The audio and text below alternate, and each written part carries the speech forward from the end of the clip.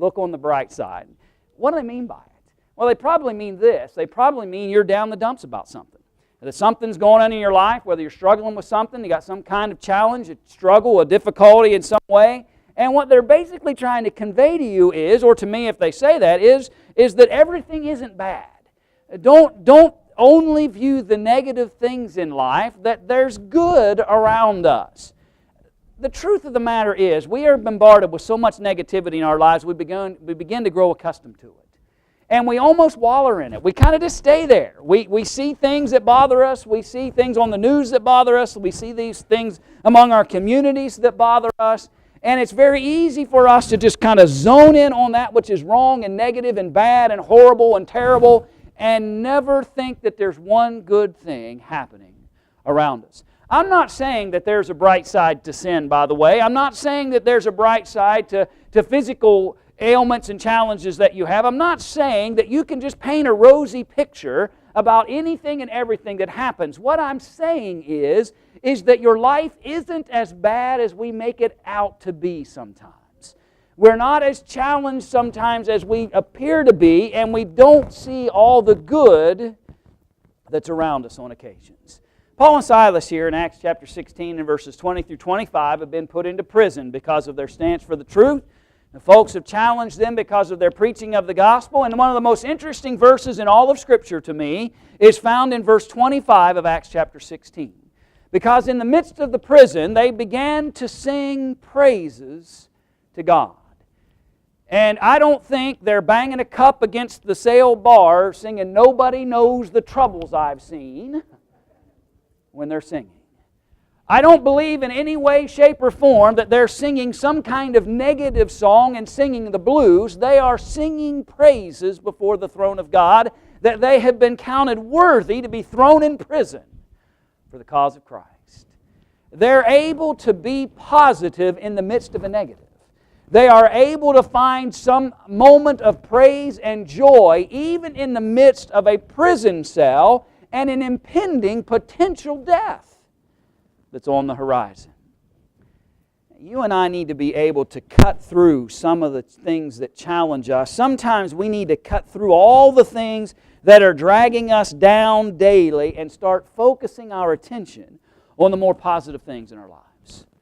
Because we can become so overwhelmed that this would be an impossibility for us, but for them it was absolutely possible. And this morning I'd like to share with you 5 things I believe that makes that happen. 5 basic principles that I believe allows for them to sing praises in the midst of struggle. They're able to find joy in the midst of challenge, and the first one starts here with the idea of faith. I believe they're able to do that because they were men of faith before they got into the prison. Here's the challenge. This happens. I love the book of Job. Go to chapter 1. It's not on the chart. We're not going to read it. But if you go sometime and look at the beginning of the book of Job, and what you're going to see there is a description of Job prior to his challenges, before he had difficulties, before he lost his family, before he lost his wealth, before all the hardships, before his physical calamities. Job was a man of faith and integrity before any challenges ever come. Job was able, not just because he's patient and long-suffering and he's the kind of guy that can just endure anything. You know, sometimes we throw that on people. We say, well, they're just tough. They're just a tough individual. They're able to handle things. I'm not able to handle. They're strong. They're kind of tough-skinned. They're able to handle challenges better than I can. When the truth of the matter is, maybe what it is that their faith was built stronger and more fortified before their challenges came. That's Job. Job's a man who built a life of faith before the trouble came. Then when it arrives, he's able to handle it. And handle it in ways that you and I struggle to sometimes. Paul and Silas were men of faith. That's why they sing praises to God in the midst of a prison. Because they understand genuine faith, genuine trust, genuine confidence in God conquers moments of fear. I don't have to be afraid when I've got God. I don't have to fear what men say to me. I don't have to fear the challenges that I face. I don't have to fear the struggles that I'm in because my faith tells me God will care for me through all of them. The Lord has always provided for the faithful. Once you go to Genesis chapter 22, you remember the account. Here's Abraham.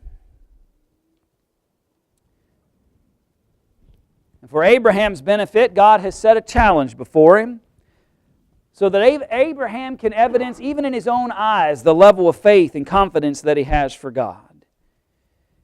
If you recall, they're going up to make a sacrifice. His son, Isaac, a lad at this point, smart enough and old enough to realize that we've got everything for a sacrifice but a sacrifice.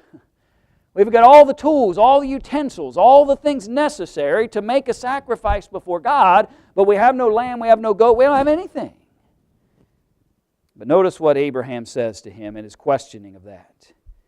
Here I am, he says, my son. And Isaac says in verse 7, look, the fire, the wood, where is the lamb for a burnt offering? And Abraham said, my son, God will provide for Himself the lamb for a burnt offering. So the two of them went together. The commendation, the command of God was, go and sacrifice your son Isaac. But on the midst of that travel, Abraham's faith and confidence in God is that He will provide. We don't have the lamb at the moment. We don't have everything necessary, and it looks pretty bleak. Because my job is to make my son the sacrifice. Everything that you want negative going on, Abraham's got it. But in the midst of that moment, Abraham's thought is not, this is terrible, this is horrible, I'm never going to be able to do this, this is awful, I'm just not so sure. His thought is, God will provide. The next time you and I get feeling that way, the next time you and I just keep listing all the bad, you ever done one of those charts? Deborah and I sat down with something the other day and wrote the old pros on one side, draw a line, cons over here, draw a line. You start writing them down. You ever notice the con side always seems to win? Ever notice that? Why, it seems like a lot of times when you do that, the con side seems to win. You know why? Because we've trained ourselves to think that way. We behaviorally have trained ourselves to think negative first. And because we think negative first, we draw that list a lot longer. Boy, it just... I love Abraham here. There's lots of negative going on. I've been commanded to sacrifice my son. Everything's here. He realizes there's a problem. I just had to look at my son in the eyes, who's the sacrifice, up to this stage. Abraham's thoughts, maybe he'll raise him, maybe but up to this stage, there's the sacrifice. The con side of the paper's looking pretty bleak. But Abraham's mindset is God will provide. God will provide. God will provide. So friends, let me suggest to you, the next time that you write one of those lists, pros, cons, draw a line. From the very first top of the pro side, write, God will provide. And watch it overshadow anything you can write on this side of the page. The next time you feel life is pulling you to the negative side of things, when you feel like that everything around you just is horrible and awful and challenged and struggling and difficult, go to the pro side of the page and write, God will provide. And have the faith to believe it. And have the faith to have confidence in that. Notice what Jesus taught in Matthew chapter 6, verse 25. Matthew chapter 6, verse 25.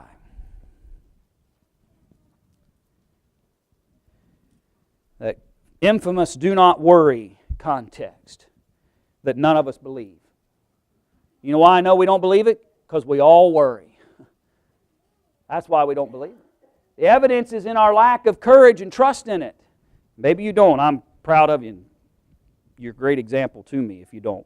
Therefore I say to you, do not worry about your life, what you'll eat, what you'll drink, nor about your body, what you will put on. Is it not more than food, and the body more than clothing? Look at the birds of the air, for they neither sow, nor reap, nor gather into barns, yet your heavenly Father feeds them. Are you not of more value than they? You know why we don't believe God won't provide? It's because we're trained to believe that we're no different than the bird and the cow and the sheep and the duck and the fish. Don't let the world tell you you are on par. You are not. Jesus, in His own words, said to you and I, are you not of more value than the birds? If God cares for birds, then you who are of more value to God will be cared for in an even greater sense. God will provide. Trust Him, Jesus says. Which of you by worrying can add 1 cubit to his stature? We'd all be in the NBA if we could do that. Well, if you want, never mind. So why do you worry about clothing? Consider the lilies of the field, how they grow. They neither toil nor spin. And yet I say to you that even Solomon in all his glory was not arrayed like one of these. Now if God so clothes the grass of the field, which today is and tomorrow is thrown into the oven, will He not much more clothe you, O you of little faith? The only reason not to trust God is because it's a faith issue. Notice what Jesus said. My worrying is a faith issue. That's why worrying's bad. Yeah, it's bad for your health. It's bad for those around you. It's bad for your personality. It's bad for a lot of things. But ultimately, friends, worrying is bad for your faith, Jesus said. Worrying is bad for your faith because it convinces us that God isn't providing. He can't provide. He won't provide. It's kryptonite for the Superman understanders to your faith. Don't worry. Why? Because it becomes a faith issue then. Therefore, verse 31, do not worry, saying, what shall we eat, or what shall we drink, or what shall we wear? For after all these things the Gentiles seek, for your heavenly Father knows what you need. That you need all these things. It's a faith issue. How am I able to find joy in adversity? How am I able to smile through trouble? How am I able to not be concerned about what I'm going to put on the table and what I'm going to put on my back? The only way to do that is to build faith. I trust God. God will provide. And I'm going to wake up every day with a smile on my face knowing that God will do that. And that I trust Him to do it. May not be the way I'd like. May not be in the fashion I'd like. He may do it in ways that I never imagined. But I'm going to trust Him because He said so, Jesus said so, and that's good enough for me. Number 2, I believe that we're able to see things in a brighter fashion if we'll stop and actually count the blessings. I agree with those who say that would be an insurmountable job if we did it right. That the blessings would be so numerous that ultimately we would just have to say there are a lot of them. Because if you were honest about it, there's a lot more. But sometimes it's good for us to sit back and begin to count the blessings that we have around us. I want you to go to Psalm 8, verse 3. Psalm 8, verse 3.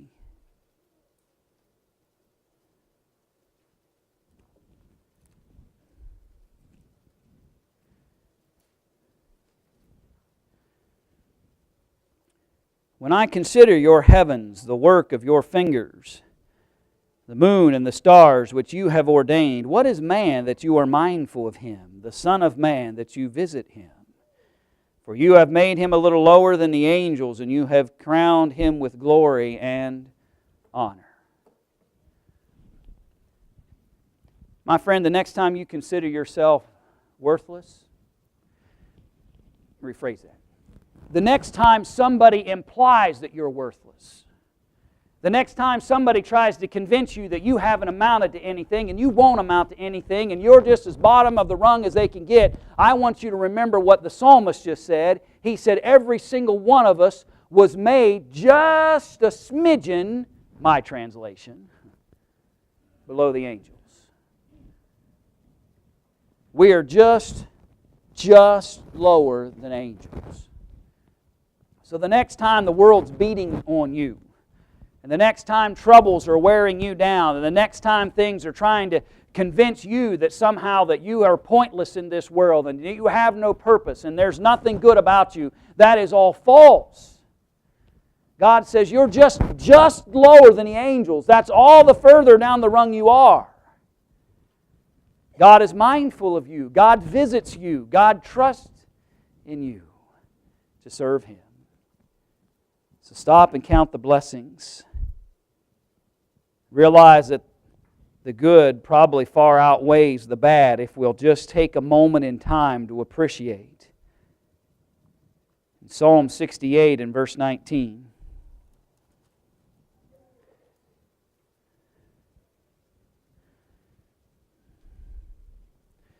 In Psalm 68 and verse 19, Blessed be the Lord, who daily loads us with benefits. Blessed be the Lord who daily loads us with benefits. Would you stop and let that sink in for a minute? If God daily loads me with benefits, how often should I thank Him and notice those benefits? Well, I think in fairness that if He does it daily, I ought to acknowledge it daily, right?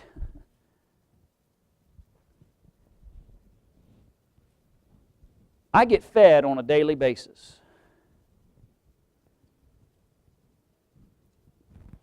Why not? Why not be appreciative of that? Thankful for it. The simplest of blessings sometimes in life that we just take for granted. We have almost determined in our minds that we're owed certain things, and so they're not blessings. I deserve 3 square meals a day. I deserve a warm house in the winter and a cool house in the summer. I deserve. And because of that mindset, we don't look at them as blessings anymore, and we won't count them. Air conditioning doesn't count anymore because we're used to air conditioning. Until a Derico runs through the town and ruins the electricity for about 4 days, and then we all realize that the old days weren't all that great. Right? Boy, we were thanking God the day the power kicked back on when the air conditioners could run again. But why not every day? Why not every day appreciative? Get up from the table and thank Deborah for a great meal because it was 17 courses with dessert. Why wasn't the peanut butter and jelly the day before just as much a blessing? You understand what I'm trying to illustrate to you? Blessings are blessings. Let's count them all. Let's acknowledge it will bring joy to our hearts. I was struggling a little yesterday. Deborah is over in Columbus today. I don't know how much we talked about this when her dad passed away. Wayne had predetermined. He had donated his body to science. We didn't have a traditional funeral of any type for him because his body, literally the day he passed away, was on its way to Columbus, to Ohio State University. Today, at Ohio State University, they're having a memorial for all the families of those who did that, who donated their bodies to science. That's where Deborah and Rachel are today. They went over to be at that memorial.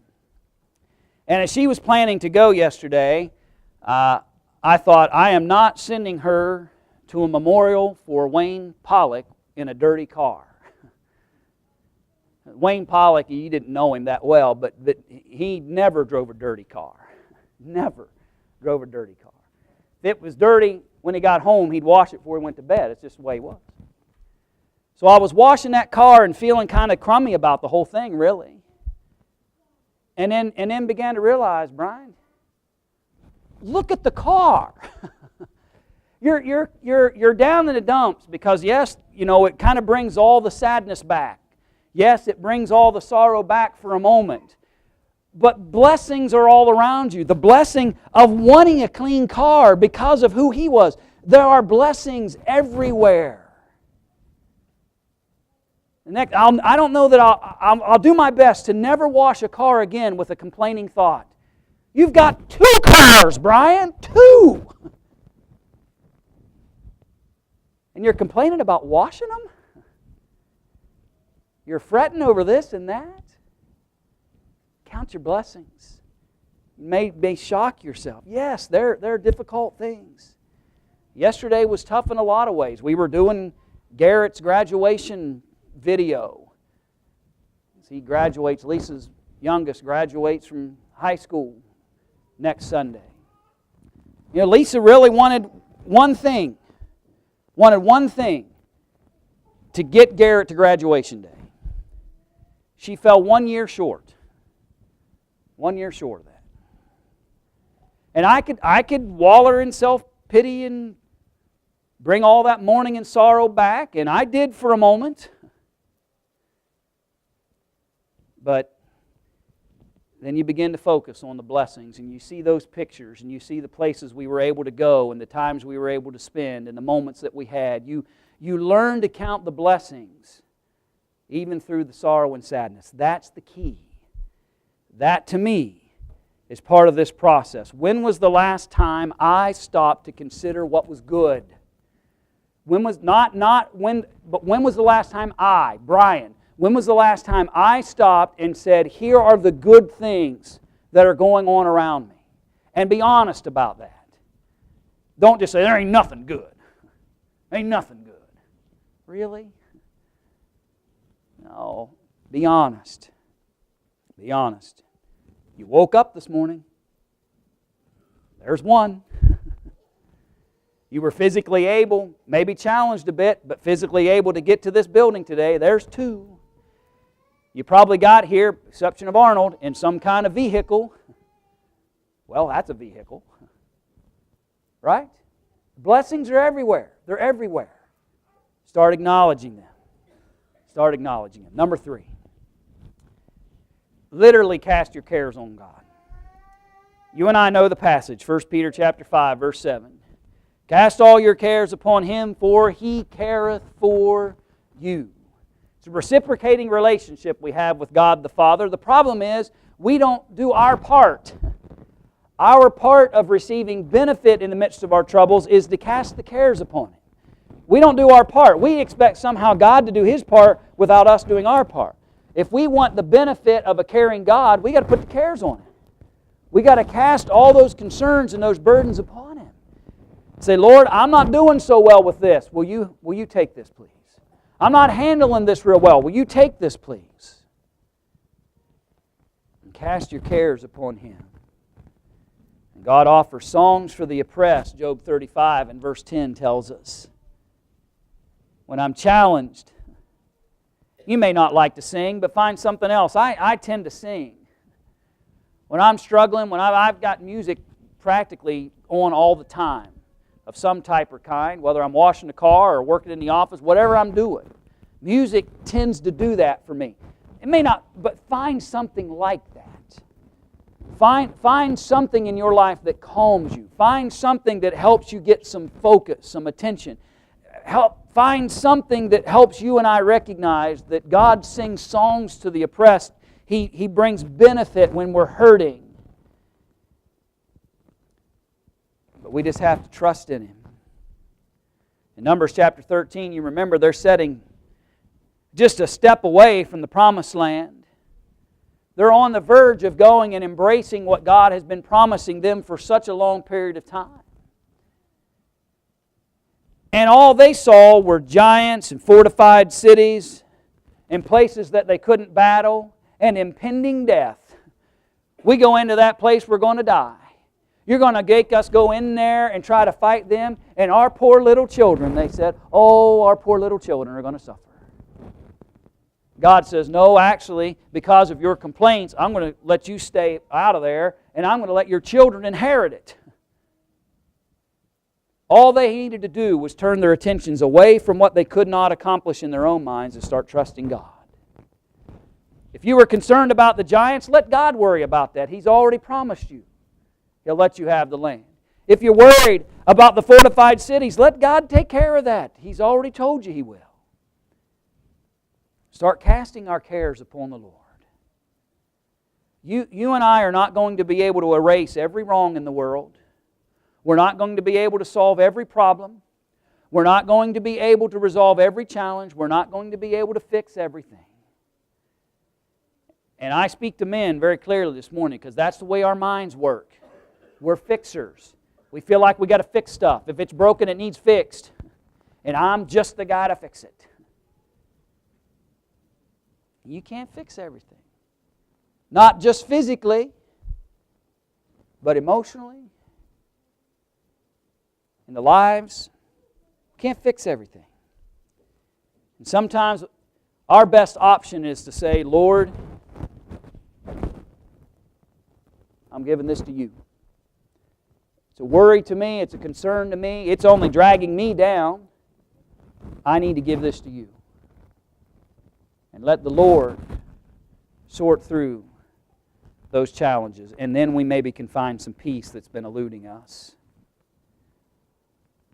Philippians chapter 4. Philippians chapter 4. Verse 6. Be anxious for nothing, but in everything by prayer and supplication with thanksgiving let your requests be made known to God. And the peace of God, which surpasses all understanding, will guard your hearts and minds through Christ Jesus. You know why we don't get the peace of God is because we try to understand it intellectually. We try to understand God's peace and His comfort and the things that He offers to us. We try to understand it intellectually or academically, like we could read it in a book somewhere. What I love about what the Apostle Paul said in that passage is, you won't get it from a book. He gives a peace that passeth understanding. It is not something that is gained from an intellectual standpoint. It is not something you just read a book. From an experience sense, it's not even something you gain by reading this. We learn He will do it from this book. We learn the promise from this book. But you experience the peace by casting my cares upon Him. I have to implement what He said on the page before I ever get the benefit. And we're trying to figure out how God's going to do that. How can God do that? I don't care how God can do that. You understand what I mean by that? I'm not worrying myself about how God... Why should I concern myself with how God can do anything? I don't care what means He uses. God can use whatever means He chooses to use. But we deny ourselves peace. We deny ourselves happiness. We deny ourselves contentment because we're always trying to figure it out. Well, how can God fix this? Or how can God help me with that? And how? I don't know. I don't know the how. You don't know the how. The peace comes when we say He can and will. The peace comes when I say He'll find some method, some way. It passes understanding. It passes your and I ability to write it down on a page. It passes a pros and cons sheet of paper with a line drawn down the middle of it. Maybe the best thing we could do is wad that piece of paper up, throw it away, and say, care for me, Lord. Provide for me. Give me the peace that passeth understanding. Jesus used this phrase time and time again. Be of good cheer. Start smiling more, please. Please. The Lord did not put us on this earth to be miserable. He didn't put us on earth to be sad and just so sorrowful all the time. In some of the most challenging times, when somebody was sick in Matthew chapter 9, what did He say? Be of good cheer, I'll take care of you. I'll care for you. He didn't promise healing. He didn't promise a miracle to everybody. He didn't promise that everything, but He said, I will care for you. Be of good cheer. In chapter 14, when there was a group there that was fearful in verse 27, what did He say? Be of good cheer. Don't be afraid. Don't be afraid. When I'm with you, you've got all the strength you need. Smile. When you're struggling in Acts 23 verse 11, what did He say? Be of good cheer. Time and time and time again. Why? Well, look at John chapter 16 verse 33 with me. Why be of good cheer? Why are we able to do that? Why should we do that? Well, notice what He said in John chapter 16 and verse 33. These things I have spoken to you, that in me you may have peace. In the world you will have tribulation. But be of good cheer, I have overcome the world.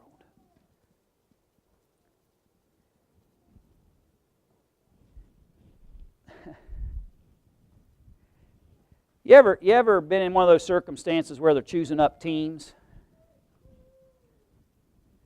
And you're sitting there, you're pleading, please.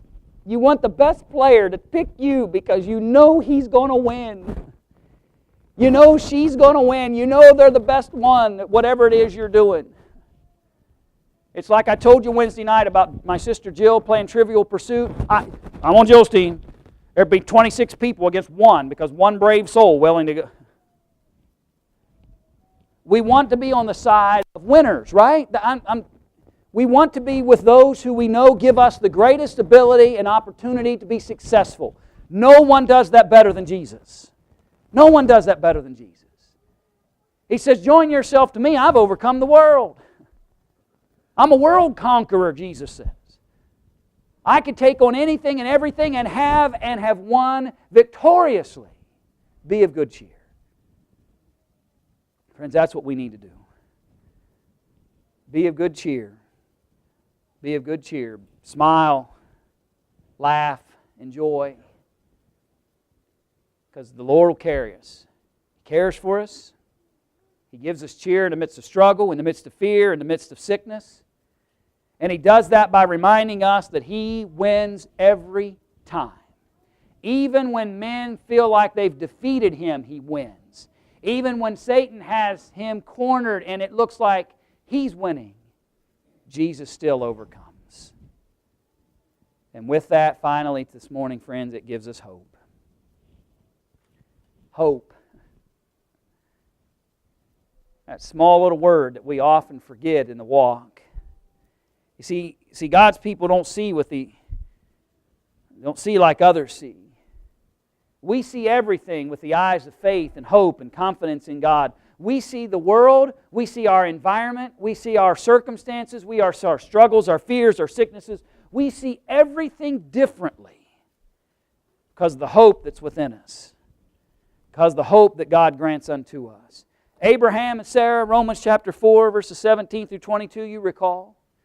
The text said when they were promised a child, when they were old and well beyond childbearing years, the text said they had hope beyond hope. Men are willing to have certain levels of hope that reach them to a certain point. But when things get rough, when the seas get a little bumpy, when challenges come, men release hope very quickly. We give up very easily and very quickly. What God wants from us is the kind of hope that Abraham had, that says, I will stay in tune with God in the course that He's laying before me because I have hope beyond what's common to men. My hope transcends what's common to men. My hope is larger, bigger, better, greater than anything that men would ever have.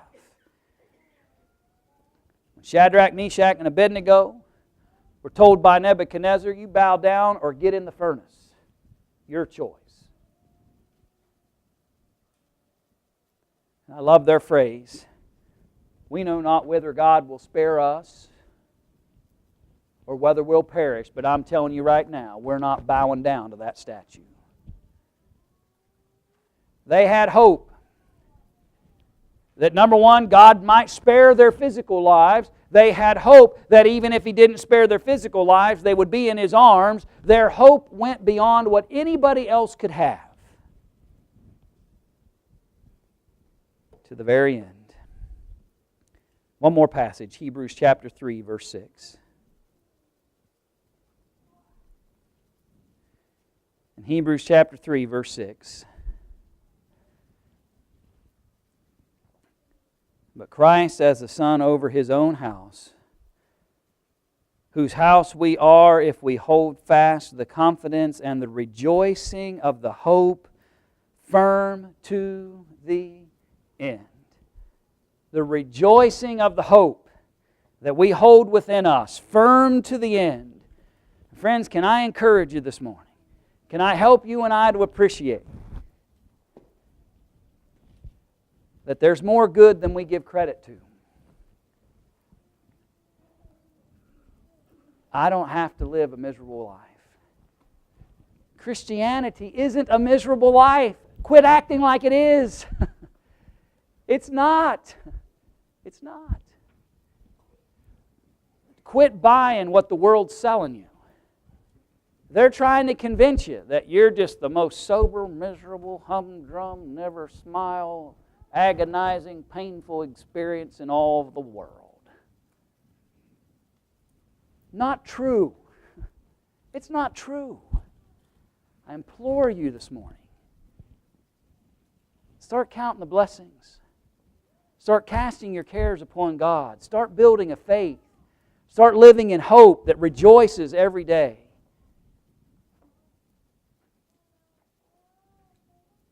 Struggles, challenges, they're common to all of us.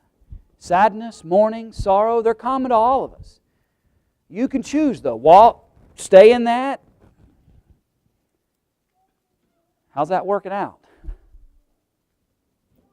Stay in that, or choose these 5 things that we talked about this morning and find a way to find peace and joy, even though there might be some things in this life, because we remember that Jesus Christ overcame the world, and that's who I'm walking with. That's who I'm walking with. Grab your song book if you haven't yet. Let's share in this invitation song. Zion's call sweetly rings. Is that right, Isaac? Zion's call sweetly rings over land and sea, bidding us to look to realms above. While the light from the throne shines for you and me, let us listen to the call of love. God's calling all of us to come to Him. The love that He showed to us, He's just asking for it in return as we serve and honor Him. Are you subject to the gospel in some way? Can we strengthen you?